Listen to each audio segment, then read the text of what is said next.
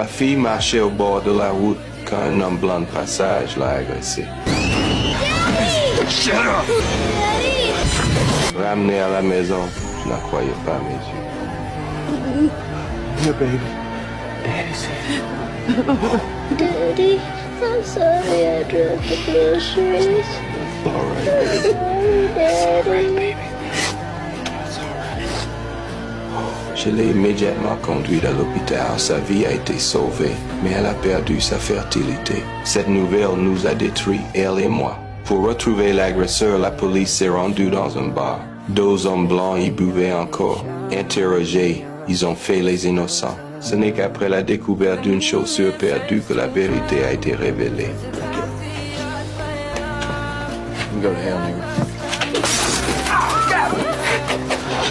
Now you earn the right to remain silent. Je pensais que ces preuves suffiraient à les envoyer en prison, mais mon avocat m'a dit que les Blancs ne seraient pas condamnés et pourraient même être relâchés sans poursuite. Un an plus tôt, 4 hommes blancs avaient agressé une jeune fille noire. En 15 jours, ils étaient déjà libres. Ce jour-là, furieux, j'ai décidé, si la loi ne rend pas justice à ma fille, je le ferai moi-même. Le jour de la libération des Blancs, j'ai agi.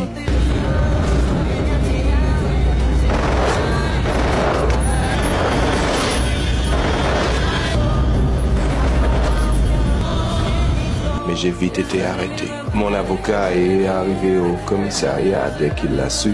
Je savais que j'avais tué cet homme blanc, donc j'étais certain d'encourir la peine de mort. Mais pour ma femme et mes enfants, je devais rester en vie. J'ai supplié Jack de me défendre. Le procès coûtait $50 000.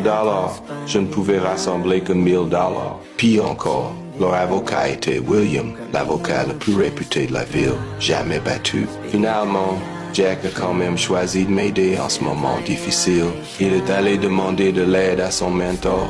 Cet avocat expérimenté et sage a dit à Jack que la seule voie pour me faire acquitter était de prouver que j'étais mentalement instable au moment des faits. Pour gagner, il fallait aussi récuser le jury.